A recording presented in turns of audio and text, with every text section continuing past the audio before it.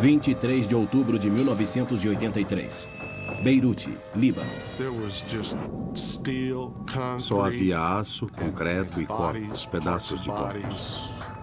241 militares norte-americanos morreram num único atentado. O prédio saiu do solo, isso destruiu a fundação e o prédio implodiu.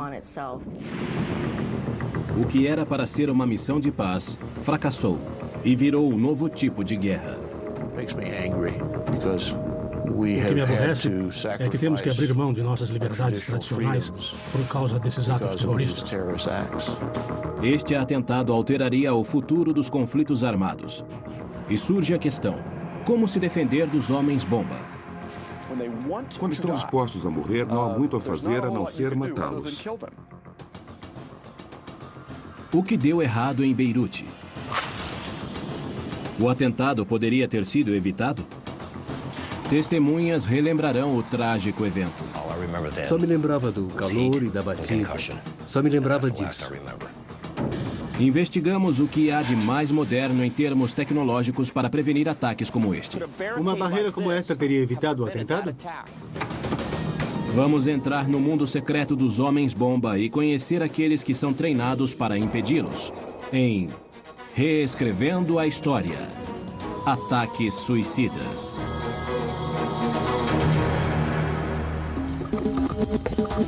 Nesta área de testes no deserto da Califórnia, uma equipe de investigadores está recriando um dos mais devastadores ataques às Forças Armadas dos Estados Unidos desde a Segunda Guerra. Eles querem descobrir se algo poderia ter evitado o atentado com um caminhão-bomba ao quartel dos fuzileiros em Beirute.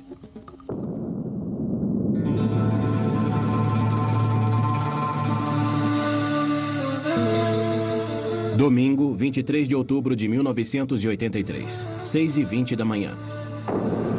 Um caminhão entra no estacionamento do aeroporto de Beirute. Os fuzileiros navais norte-americanos dormem no quartel ao lado. O caminhão, carregado de explosivos, acelera. Então esse caminhão derruba a cerca de arame e avança pelo estacionamento. O motorista se dirige ao alojamento dos fuzileiros. Protejam-se! Eu gritei com toda a força para se protegerem. Protejam-se, eu gritei. As pessoas estavam em choque e gritavam: entrem no abrigo. O caminhão andou aproximadamente 140 metros antes de colidir com o prédio e explodir. 220 fuzileiros norte-americanos, 18 marinheiros e 3 soldados morreram na explosão. Muitos dormiam no alojamento no momento da explosão, por isso as mortes foram tão terríveis. A explosão foi devastadora. O prédio de 4 andares de concreto reforçado foi reduzido a uma pilha de entulho. E no meio dele se formou uma cratera gigante. Comecei a escutar vozes à minha esquerda. Eram dos fuzileiros e vinham do prédio. E uma delas, bem ao meu lado, dava para distinguir que era de um fuzileiro negro que dizia: Deus me ajude. Por favor, me ajude. Esta ação individual e catastrófica introduziu uma nova forma de guerra e uma nova arma: o homem-bomba. Um legado terrível para a humanidade.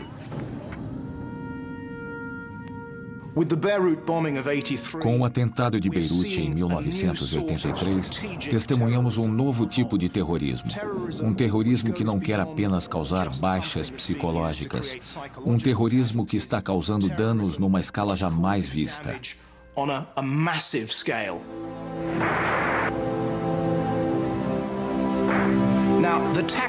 Essa é uma tática antiga que não foi muito usada no século XX. Ela só voltou a ser usada de uma forma muito eficiente e terrível em Beirute em 1983. Os ataques suicidas não são uma novidade e são empregados quando as outras táticas já não funcionam. Nos últimos meses da Segunda Guerra, um novo tipo de arma foi lançado contra os Estados Unidos: os kamikazes. Em 1944, o Japão estava perdendo a guerra e as autoridades japonesas exigiram do seu povo um sacrifício drástico. Numa desesperada tentativa de defender o país, os pilotos deveriam cometer suicídio, mergulhando seus aviões cheios de bombas nos navios de guerra norte-americanos. Os japoneses os chamavam de pilotos de ataque especial. Mas nos Estados Unidos, eles ficaram conhecidos como kamikazes. Os norte-americanos não haviam vivenciado nenhum tipo de ataque semelhante na guerra. Os pilotos suicidas começaram a mergulhar sobre os vários navios da nossa frota. Mesmo com todos os canhões atirando neles, e mesmo atingidos, eles continuavam com a missão de atacar a nossa esquadra. Os kamikazes não conseguiram impedir o avanço norte-americano pelo Pacífico, mas fizeram muitas baixas no inimigo. 34 navios foram afundados, 288 sofreram avarias e milhares de marinheiros morreram. A tática dos kamikazes deixou uma marca profunda naqueles que testemunharam sua ira. Não havia defesa contra os kamikazes. E eu ainda não sei o que se pode fazer contra um piloto suicida determinado a atingir o seu navio. 40 anos depois, um diferente tipo de piloto suicida atacaria os militares norte-americanos, desta vez no solo, trazendo a morte escondida num caminhão. Na década de 80, organizações terroristas do Oriente Médio começaram a adotar táticas kamikazes para atingir seus objetivos. O ataque suicida ao quartel-general significou um novo e cruel desdobramento da tática de guerrilha. Os terroristas olharam para o atentado ao quartel-general dos fuzileiros e pensaram: esta é uma técnica barata, muito eficiente, que afugenta o inimigo e que tem grande potencial. Mas o que realmente aconteceu nas primeiras horas da manhã de 23 de outubro de 1983? E como se defender de futuros ataques suicidas?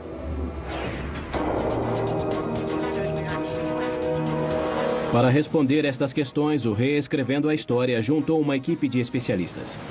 O atirador de elite e especialista em terrorismo, Michael Yardley. A especialista em terrorismo do Serviço de Pesquisa do Congresso, doutora Audrey Kurt Cronin. O engenheiro de estruturas, John Crawford. A engenheira de projetos antiterrorismo, Eve Hillman. E os especialistas em avaliação de modelos antiterrorismo, Iman Shaw e Andrew Coburn. Nossa investigação começa com uma análise rigorosa do atentado de Beirute, acontecimento que é visto como o precursor de uma epidemia de ataques. Como um caminhão Mercedes de 5 toneladas com o equivalente a 9 toneladas de TNT pôde passar por 3 portões, vários fuzileiros armados e por 4 barreiras para explodir no alojamento dos fuzileiros, matando 241 pessoas? Começamos analisando aquela fatídica manhã. Os fuzileiros navais que estavam em Beirute haviam sido enviados 13 meses antes como parte de uma missão de paz multinacional para ajudar a estabilizar o país imerso em guerra. O Líbano estava envolto numa guerra civil entre drusos, xiitas, sunitas, a falange cristã e sírios que disputavam o controle do país. Aquilo era uma confusão horrível. O país estava dividido. Um acordo internacional enviou 4 diferentes forças militares para separar as facções em luta. O grande desafio das tropas de paz, compostas por norte-americanos, franceses, italianos e britânicos, era tentar entender como se dava a disputa pelo poder no Líbano. Com no mínimo 5 milícias lutando pelo controle, saber a diferença entre amigo e inimigo era quase impossível. Você tinha os drusos, os xiitas, os cristãos falangistas e os sírios nas montanhas. Se uma dessas facções abrisse fogo, uma outra poderia revidar. Era inacreditavelmente difícil imaginar qual delas era a nossa inimiga. Nos disseram que não tínhamos inimigos. De acordo com a missão de paz, os fuzileiros navais norte-americanos no quartel estavam levemente armados com armas portáteis e fuzis M16. Os fuzileiros eram sempre lembrados que não estavam lá como combatentes. As regras eram muito rígidas. Era uma missão para promover os Estados Unidos, uma missão de paz. Os fuzileiros não se viam como possíveis alvos, mas os grupos muçulmanos não pensavam assim. Por volta do fim de agosto, as coisas começaram a mudar. Os sírios e os iranianos decidiram que teriam que desestabilizar e desmoralizar as forças multinacionais, envolvendo-as no complexo labirinto de disputas feudais, destruindo a sua neutralidade. Dali em diante, os fuzileiros em Beirute se tornaram alvos. No raciocínio das outras facções, eles haviam abandonado a neutralidade e escolhido um dos lados.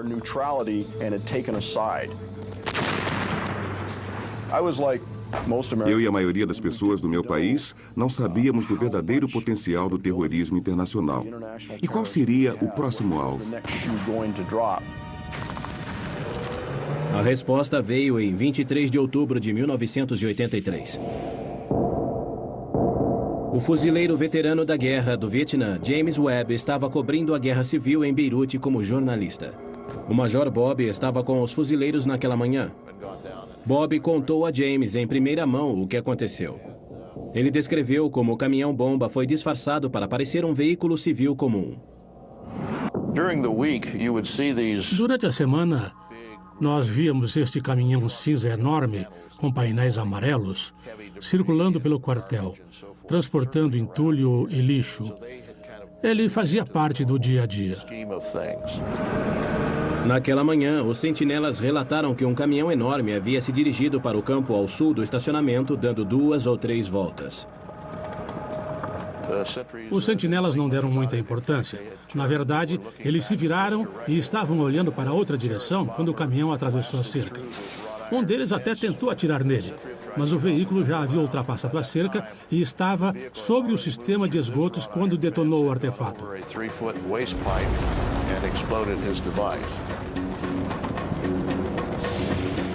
Steve Russell, que era do 2º Grupamento de Fuzileiros Navais, estava em serviço naquela manhã. Ele foi o único a ver o homem-bomba. Eu percebi que o caminhão estava vindo na minha direção. Corri pelo lobby, mas antes olhei para trás pela última vez. Ele havia batido nos sacos de areia e destruído a guarita. Os sacos de areia explodiram devido ao impacto. Parece que o terrorista havia tentado frear, porque ele parou repetidamente no centro do lobby do prédio. A última coisa que eu lembro ter visto foi a bandeira do Corpo dos Fuzileiros Navais cair. Vi também um clarão de fogo e chamas sair da cabine do motorista, e a partir daí só lembro do calor e da batida na minha cabeça. É a última coisa que eu me lembro. Dave Madaras, que estava no 1º Batalhão da 10ª Artilharia dos Fuzileiros, foi enviado para o Líbano em maio de 1983. Eu lembro que no dia 23 acordei às 6 da manhã, olhei à minha volta e disse, puxa, todos ainda estão dormindo. Foi uma das poucas vezes na vida que decidi voltar a dormir ao invés de tomar café. E foi essa decisão que acabou salvando a vida de Dave Madaras.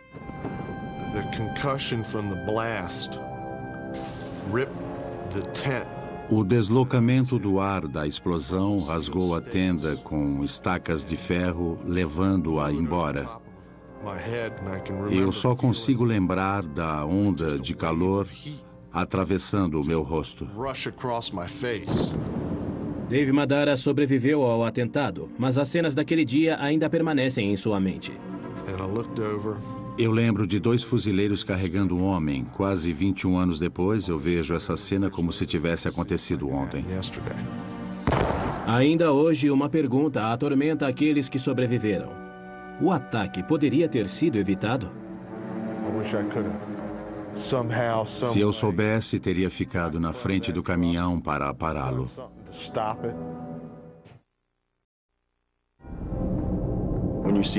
Ver um número grande de pessoas morrerem no mesmo dia e lugar causou um impacto emocional extraordinário em quase todos os fuzileiros navais que conheci. Fiquei inconsciente por um minuto e meio, talvez, e de repente acordei de bruços. A primeira coisa que senti foi o gosto de sangue na minha boca. Não foi somente a morte de amigos. mas a forma como os fuzileiros morreram. Não havia vivenciado algo de tamanha magnitude. Um caminhão de 5 toneladas com 907 quilos de TNT, com um gás raro chamado exogeno, equivalendo a 9 toneladas de TNT. Foi a maior explosão não nuclear até hoje. E matou mais fuzileiros num dia que a Batalha de Iwo Jima. Além de alcançar o alvo, o homem-bomba conseguiu penetrá-lo completamente, levando o caminhão até o centro do prédio. Isso deu à explosão dimensões ainda maiores. Pelas regras, os fuzileiros eram proibidos de atirar a não ser em caso de ataque, e eles não perceberam o perigo que o caminhão representava. Uma vez que o caminhão entrou no quartel, não havia nada que se pudesse fazer. Como parar um caminhão de 5 toneladas? Os guardas no quartel estavam armados com pistolas calibre 45, semiautomáticas e fuzis M16. Estas armas teriam o poder de fogo necessário para parar o caminhão? Logo, teremos estas respostas. Na área de testes na Califórnia, o atirador de elite Michael Yardley tentará parar o caminhão atirando no motorista. Ele usará as mesmas armas que os fuzileiros usavam em Beirute naquela manhã. Vamos começar com uma distância considerável para uma pistola, que são 6 metros. Esta é a distância qualificatória do Exército. Ela começa com 7, geralmente vai até 13 e depois 22, mas a maioria dos combates ocorrem em alguns metros de distância. Primeiro, Yardley ajusta a mira com uma 45.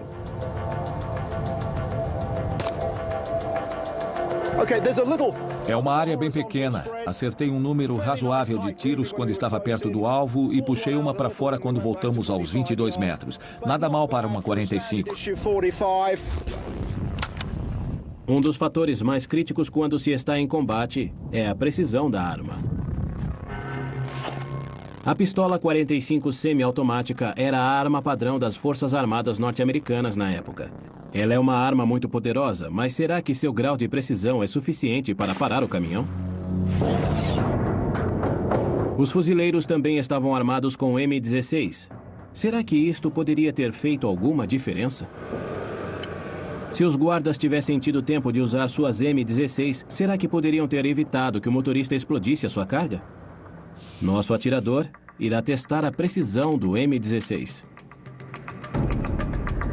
Vou atirar no alvo. Todos atrás de mim, por favor. Vamos.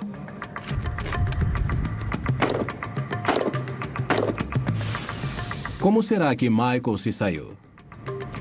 Olha só. Ótimo. Eu estou feliz com o resultado. Legal. É justamente o que queríamos. Neste raio é o que a gente queria. Não vamos conseguir mais que isto. Yardley provou que tanto a 45 como o fuzil M16 estão funcionando perfeitamente. Agora é a hora de descobrir qual arma seria capaz de parar o caminhão.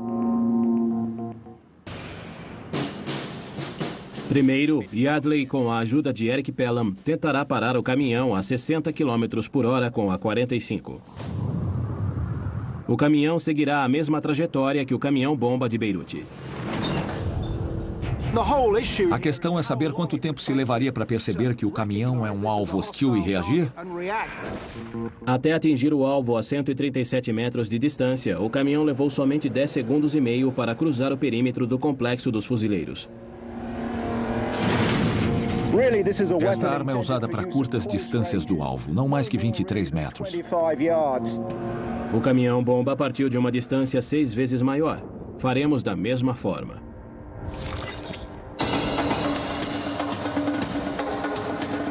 Como não podíamos usar um motorista, usamos um furgão especialmente preparado e guiado por controle remoto. Um motorista sentado em outro veículo operará o controle. E para preservar o para-brisa para outros testes, realizaremos o primeiro teste com um alvo externo acoplado ao lado do furgão.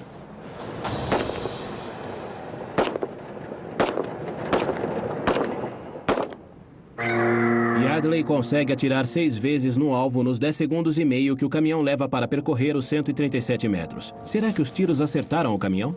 Vamos ver. Você conseguiu um belo tiro. Achou que seria fatal.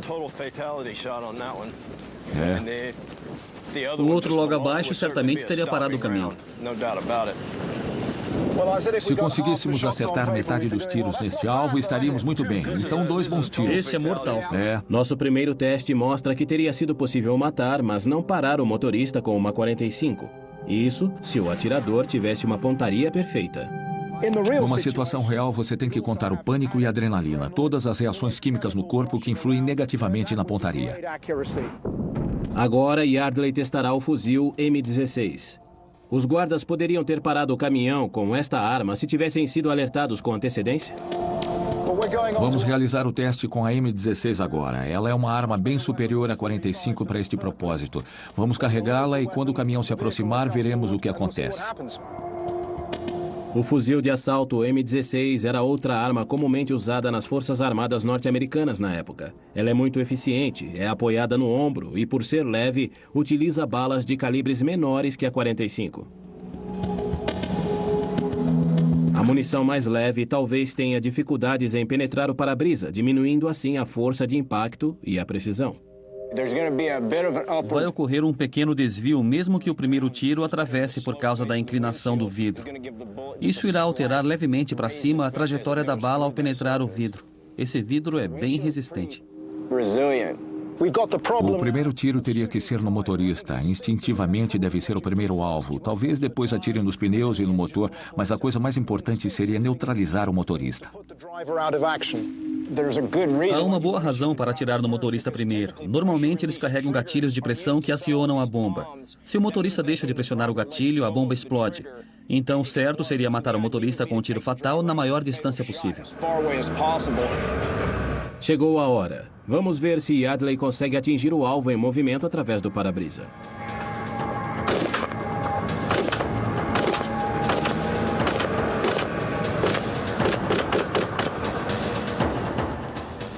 Foi bem no alvo? Daqui parece que sim. Acertou vários tiros no pescoço e na cabeça. Mesmo não matando na hora, são impactos terríveis. Muito bom. A artéria carótida passa bem aqui. É. Olha o vidro. Agora sabemos que o M16 também é capaz de penetrar o vidro e matar o motorista se for usado por um exímio atirador. Se o terrorista não foi posto fora de combate pelos tiros no seu corpo, ele teria ficado cego definitivamente pelos estilhaços de vidro. Uma coisa é a gente conseguir bons resultados nesta simulação, embora a reprodução seja a mais fiel possível. Mas não conseguiremos recriar o estresse de uma pessoa numa zona de conflito. Levamos alguns minutos para raciocinar e eles só tinham poucos segundos para reagir. Demonstramos que tanto a 45 quanto a M16 poderiam ter matado o motorista do caminhão. Mas nenhuma delas tinha o poder para penetrar o motor do caminhão e pará-lo instantaneamente. O que teria acontecido se os fuzileiros tivessem acesso a todo o seu arsenal? A metralhadora M60, capaz de fazer 550 disparos por minuto, talvez detivesse até o mais determinado terrorista. Uma vez dado o alerta que o caminhão havia derrubado a cerca, uma M60 carregada teria sido uma arma impressionante. E, se empregada corretamente, poderia ter parado o caminhão. É hora do teste final. O que teria acontecido em 1983 se os fuzileiros em Beirute estivessem operando sob outras regras e tivessem acesso às suas M60? Uma das coisas mais interessantes que veremos agora é se esta arma poderá ou não parar o veículo com os tiros no motor, ou se isso irá apenas debilitar o caminhão ao destruir o seu motor. A arma está carregada. 300.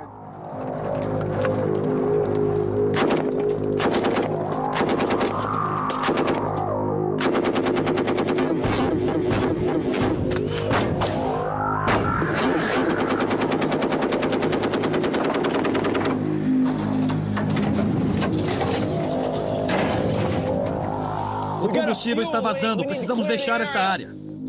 O caminhão sofreu danos consideráveis. Mas foi o suficiente? Com certeza matamos o motorista e provavelmente perfuramos o motor e acertamos um dos pneus, mas mesmo assim o veículo manteve a sua trajetória. Conseguimos uma resposta para saber se o impacto das balas impediria o veículo de se mover. Nós atiramos com tudo e ele continuou avançando. Com os testes, verificamos que mesmo um tiro fatal de uma M60 não teria parado o caminhão-bomba em Beirute. O resultado teria sido o mesmo: 241 norte-americanos mortos. Você precisaria de outra arma, talvez uma Browning de meia polegada ou algum tipo de arma antitanque para parar o caminhão. Mas não havia armas antitanque no quartel dos fuzileiros naquela manhã. Então, como se impede um homem-bomba dirigindo um caminhão de 5 toneladas de atingir seu alvo? A solução mais óbvia é colocar barreiras físicas que possam suportar impactos, como o de um caminhão cheio de explosivos. Na capital dos Estados Unidos, vários prédios e organizações que podem ser consideradas como alvo de terroristas estão munidas de sistemas de defesa. O Departamento de Estado norte-americano usa uma variedade de sistemas passivos de segurança para proteger seus prédios. Entre eles, barreiras de concreto contra impactos, barreiras de aço inoxidável e barreiras triangulares que saem do solo quando acionadas. Estas barreiras podem suportar uma força de 7 toneladas movendo-se a 56 km por hora. Mas qual é a real eficiência destes pilares, barreiras e cancelas? Estima-se que o veículo usado pelo homem-bomba pesava 5 toneladas. Será que alguma coisa poderia parar um caminhão desses?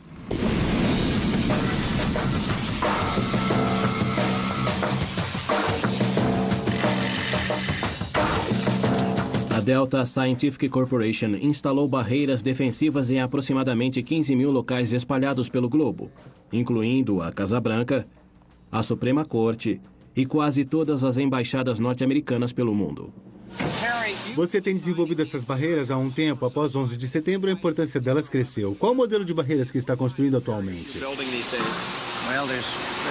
Temos diversos desenhos básicos. Um deles seria a barreira vertical com colunas que se elevam, e a outra é a que nós chamamos de falange. É uma peça com um pivô que se move do chão para cima e pode ser usado com um sensor. Quando alguém se aproxima de um posto de segurança, ela não leva mais que 2 segundos. Ela sobe em 2 segundos? Sim, são aproximadamente 2,7 toneladas de aço. O produto número 1 da Delta Scientific é uma barreira retrátil chamada de The Wedge, a cunha. Uma portaria controla tanto o trânsito de veículos quanto o de pedestres durante as operações normais, e a barreira de 6 toneladas pode sentir a aproximação de um intruso e subir em questão de segundos. Nós podemos sentir o veículo se aproximando, medir sua velocidade, direção e, se necessário, acioná-la. Muitos lugares já têm dispositivos automáticos na barreira. Então, não depende necessariamente da reação humana. Há mecanismos de detecção eletrônica. Sim. Se você estiver sendo atacado ou numa situação extrema, ela pode ser acionada automaticamente, não depende do guarda. Qualquer intruso desajuizado que tente violar o perímetro é parado instantânea e permanentemente. Falamos de milhares de quilos em energia cinética atingindo a barreira, que suportará o choque e continuará a operar. Se alguém tentar ultrapassá-la, morrerá.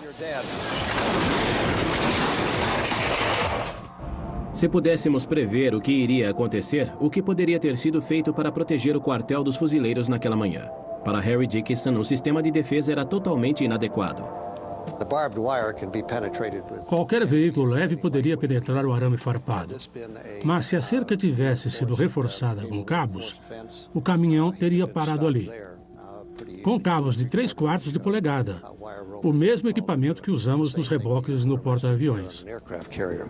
O que mais ele faria de diferente? O perímetro do aeroporto seria protegido.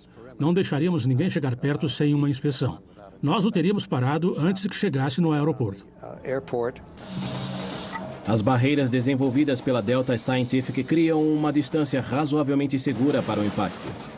Esta barreira triangular conseguiu deter um caminhão de 5 toneladas movendo-se a 65 km por hora. Mesmo se explodisse, tudo teria ocorrido a uma distância segura das pessoas. Uma barreira como esta teria talvez impedido a catástrofe de 1983. Mas como determinar uma distância segura para um impacto? E qual era a distância necessária para parar o caminhão e, consequentemente, salvar os 241 norte-americanos naquele dia? Eve Heeman é uma engenheira de estruturas. Ela examinou os efeitos de explosões em prédios. Quais os efeitos da explosão no quartel dos fuzileiros em Beirute em 83? O artefato explodiu no centro do prédio, num pátio interno coberto.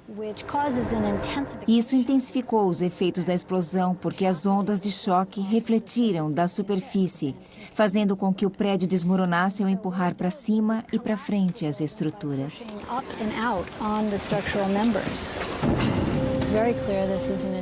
Foi uma explosão muito forte. Dá para notar que os destroços são muito pequenos. Quanto menores forem os destroços, mais intensa será a explosão. Por isso, a devastação que estamos vendo. Dá para ver muitas vigas de aço entre os destroços, indicando que esta foi uma explosão de alto impacto e intensidade. Ela literalmente desintegrou o concreto. Se a bomba tivesse explodido aqui, nesse portão, a aproximadamente 60 metros do prédio, teria ocorrido uma destruição parcial da frente e grandes danos à estrutura.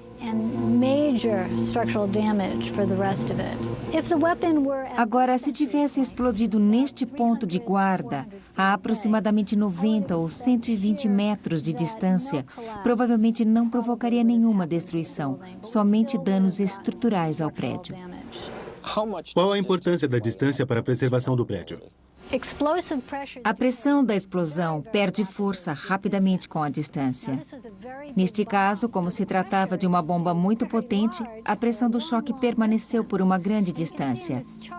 Este gráfico mostra que, mesmo a 45 metros, a pressão superou 100 psi. É um explosivo muito potente que emite uma onda devastadora a centenas de metros. Pode-se dizer que a planta do prédio auxiliou sua destruição? Não, esta explosão foi terrível. Outra planta não modificaria a situação. A única maneira de prevenir danos à estrutura do prédio seria reter o caminhão-bomba a uma certa distância? Com certeza. Devemos manter a barreira a uma boa distância para garantir a segurança das pessoas dentro do prédio.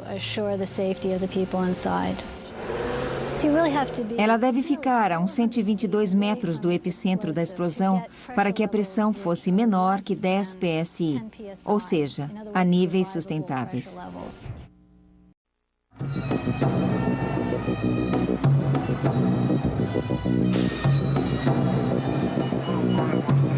Hoje, os homens-bomba se tornaram um fato corriqueiro.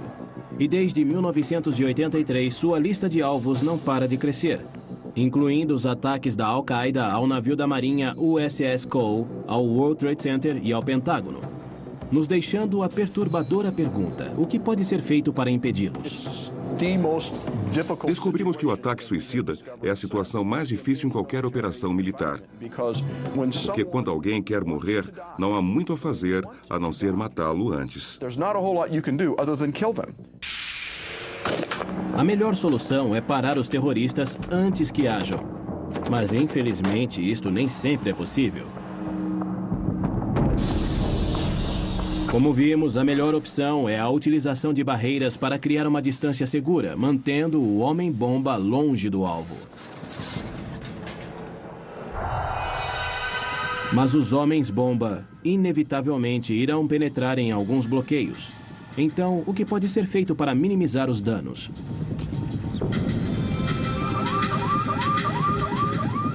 Numa explosão, as lesões mais sérias são as causadas pelos estilhaços de vidro. Era como uma procissão, com as pessoas cobertas de sangue e vidro, com os estilhaços encravados no corpo. Eu vi pessoas correndo, e a seguir veio uma inacreditável explosão, e o prédio todo havia desabado. São os estilhaços de vidro das janelas explodindo que preocupam o engenheiro John Crawford. Uma das pesquisas recentes que realizamos para o governo visava justamente entender os riscos causados por diferentes janelas durante uma explosão. As janelas são a primeira coisa a quebrar por serem frágeis comparadas com qualquer outra estrutura num prédio.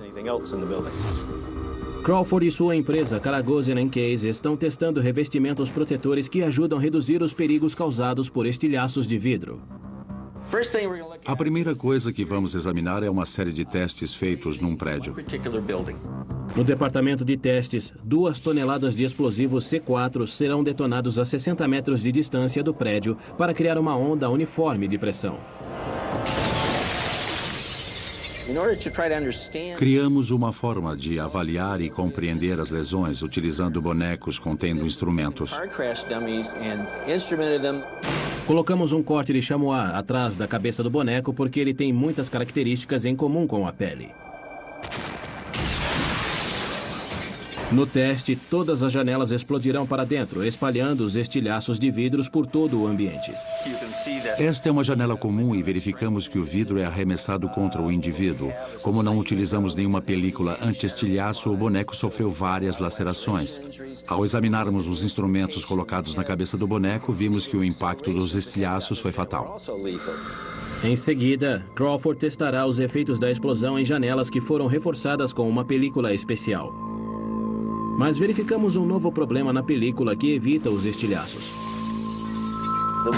A janela agora veio inteira para dentro. Esta enorme película também se torna um elemento de risco porque sem ela nós tínhamos somente cacos e agora nós temos o vidro inteiro.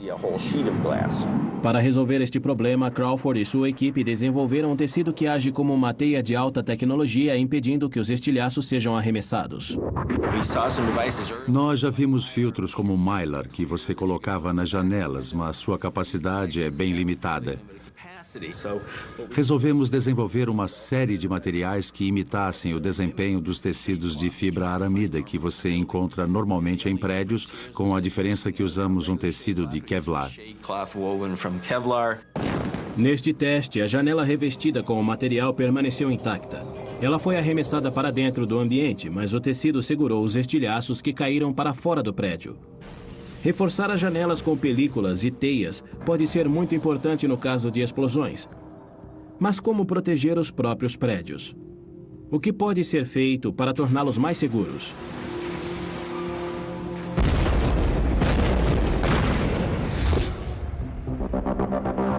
A Linex, uma empresa de engenharia em Irvine, na Califórnia, desenvolveu um revestimento para as paredes de edifícios. O produto, usado no Pentágono, é 5 vezes mais forte que o aço.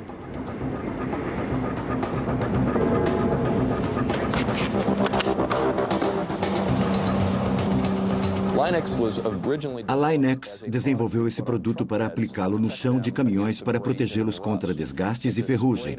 Ele é pulverizado sobre a superfície e, por ser um polímero, ele é elástico e tem boa aderência. O produto é um sucesso. Ele é muito usado na indústria e em edifícios para protegê-los contra explosões, como de um artefato terrorista.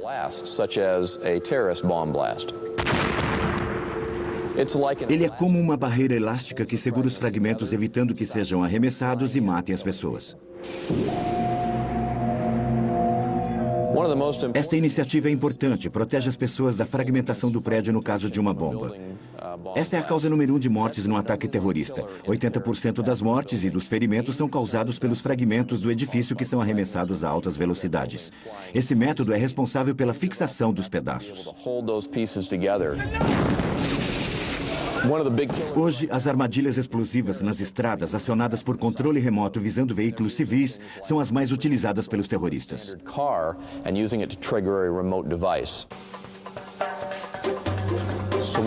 Pensando nisso, desenvolvemos uma solução que pode ser aplicada num veículo com um pulverizador. É a mesma técnica utilizada em prédios. Ou seja, o recheio infill, onde preenche-se as paredes com blocos ocos feitos a partir de resíduos de concreto, formando uma estrutura que pode ser facilmente fragmentada numa explosão, causando muita destruição. Uma boa maneira de demonstrar as qualidades desse produto é pegar um bloco revestido e jogá-lo de uma altura de 9 ou 12 metros e comparar com o desempenho de outro bloco lançado da mesma altura e que não foi revestido com o nosso produto.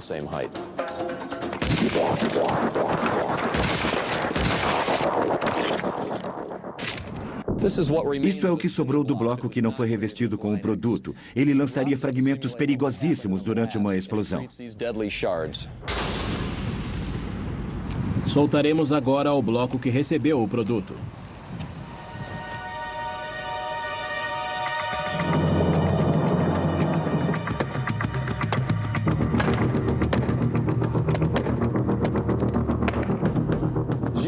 O bloco caiu aqui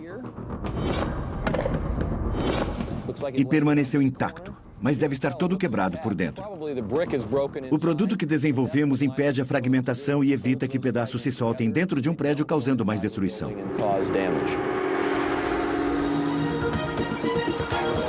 Mas mesmo aplicando estas tecnologias nos prédios mais vulneráveis, ainda assim não há muito o que fazer contra os homens-bomba. O ataque suicida de 1983 ao quartel dos fuzileiros navais em Beirute anunciou uma nova era, marcada pelo recrudescimento do terrorismo e transformando este tipo de atentado na tática preferida das organizações terroristas. Desde aquele incidente, nos perguntamos se eles teriam a capacidade de fazer algo semelhante e assim desestabilizar nosso sistema político de uma forma jamais vista. Algumas pessoas acreditam que é possível estabelecer um perfil daquele que serve como homem-bomba, além da constatação de serem jovens de 19 a 30 anos. Isto não me convence. O que se vê de uma forma geral, e particularmente no suicida, é a mais completa falta de esperança, o desespero absoluto. A Risk Management Solutions, com base na Califórnia, desenvolveu programas de computador que simulam ataques em possíveis alvos nos Estados Unidos. Para construir um programa que simule no computador as ações terroristas, imaginamos o impacto e a probabilidade do ataque ocorrer. Nossa abordagem é balizada nos princípios matemáticos desenvolvidos por John Nash, cientista que ficou popular devido ao filme Uma Mente Brilhante.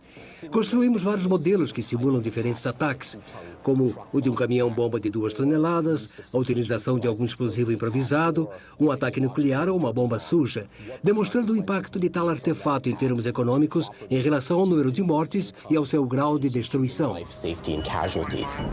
Estas simulações mostram o quê?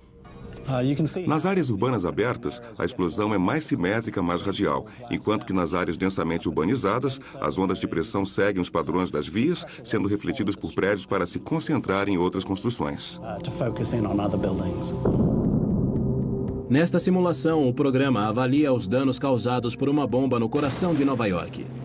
Ele pode simular uma variedade de cenários e os mais diversos tipos de explosivos, sejam eles convencionais, químicos ou radioativos. Radioativos é a bomba suja. É, a chamada bomba suja. Analisamos diversos cenários, tipos de alvos e diferentes tipos de artefatos, explorando os impactos de cada um deles. E ao montarmos esta combinação de eventos hipotéticos, mas plausíveis ao nosso entender, tendo como base nossa avaliação das capacidades dos mais diversos grupos terroristas, realizamos um exercício para avaliar a probabilidade dos ataques em cada um dos cenários. Em abril de 2004, um plano terrorista semelhante ao ataque de Beirute foi descoberto na Jordânia. As autoridades jordanianas afirmaram ter desbaratado um grupo de militantes ligados à Al-Qaeda que planejava usar caminhões-bomba em ataques coordenados contra vários alvos, incluindo a embaixada norte-americana. Os caminhões foram adaptados com arietes e carregados com 20 toneladas de explosivos e gás tóxico. Segundo uma das fontes, um dos suspeitos tinha o suficiente para matar 80 mil pessoas. Os recentes acontecimentos na Jordânia confirmaram muitas das nossas suspeitas no que se refere à sofisticação de uma operação que envolvesse, direta ou indiretamente, a Al-Qaeda. A sofisticação do plano, o possível uso de armas químicas misturadas com explosivos convencionais, associada a um ataque simultâneo de múltiplos alvos de forma coordenada e mesmo a variação da técnica. Como, por exemplo, equipar caminhões com dispositivos para abrirem caminho por entre as barreiras de segurança. Tudo isso reafirma nossa convicção de que lidamos com um adversário muito capaz. Nós podemos reforçar nossos prédios e isolá-los com barreiras. Podemos equipar nossas forças armadas com o que existe de mais sofisticado. Mas será que isso basta para enfrentar o mais radical dos homens-bomba em sua missão extrema? Acho que estamos mais atentos e alertas, mas não há muito a fazer quando a operação já está em andamento. Audrey Crony e outros especialistas são mais otimistas. Se não entrarmos em pânico e soubermos lidar com esses ataques e o contexto que ocorrem agindo calmamente, certamente tornaremos menos atraentes para os terroristas a adoção de tais meios. Éramos vulneráveis em Beirute e não podemos nos dar ao luxo de sermos novamente. Não acredito que seremos. Por mais difícil que pareça, talvez o maior aprendizado que se pode tirar do atentado de Beirute está naquilo que levou à morte os fuzileiros. Uma missão de paz, destinada a promover a estabilidade num país devastado pela guerra. Talvez a melhor forma de se defender dos homens-bomba se dê através de uma melhor compreensão dos conflitos que nos cercam. Dedicado aos mortos no atentado de Beirute em 1983. Versão brasileira, Tempo Filmes, São Paulo.